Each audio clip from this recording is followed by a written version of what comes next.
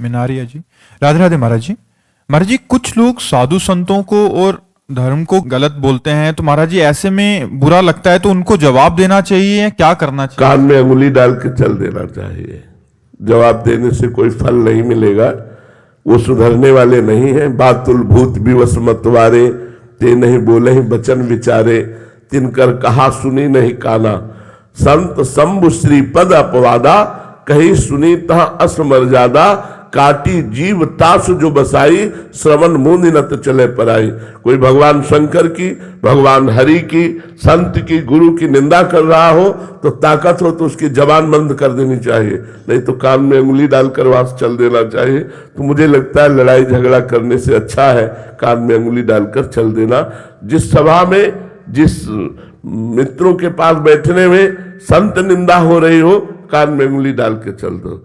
संत, हम मानते हैं इस बात को कि ये वेश ऐसा है कि इस वेश में जो नहीं आचरण कर पाते हैं वो लोग भी छुपे हुए हैं।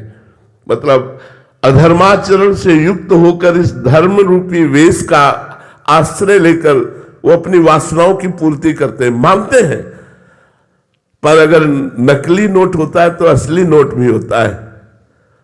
ऐसा नहीं है कि नकली नोट बिना असली के बन जाए, असली की ही नकल होती है। तो अगर नकल है तो कोई असल है, अगर असल में है तो हम सब संतों की निंदा नहीं कर सकते। हमें चाहिए कि जहां संत निंदा हो रही हो, भगवंत निंदा हो रही हो, वहां से अपने को हटा लेना चाहिए, नहीं तो हमारे भी सुकृत नष्ट हो जाएंगे।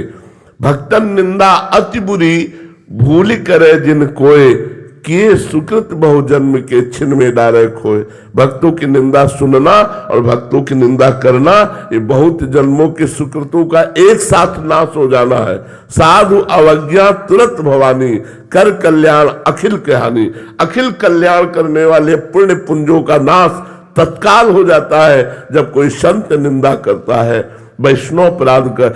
और किसी पाप में इतनी दम नहीं, और कोई पाप बन जाएगा उसका प्रायश्चित है नाम संकीर्तन, नाम जप। लेकिन संत अपराध बन जाए तो नाम जप होगा ही नहीं, नाम कीर्तन होगा ही नहीं। और नाम कीर्तन से नहीं होने वाला जब तक उस संत के प्रति हम क्षमा याचना न कर लेंगे। तो हमें चाहिए कि जो लोग माया के द्वारा ग्रसित हैं वो बेचारे हैं। जैसे पागल लोग रोड में कुछ बोलते हैं तो हम लोग ध्यान नहीं देते कि पागल है, ऐसे वो माया के पागल लोग हैं जो भगवान के प्रेमी महात्माओं की निंदा करते हैं, भगवान की निंदा करते हैं। ऐसे लोगों की बातें ही नहीं सुननी चाहिए, वो कोई भी हो।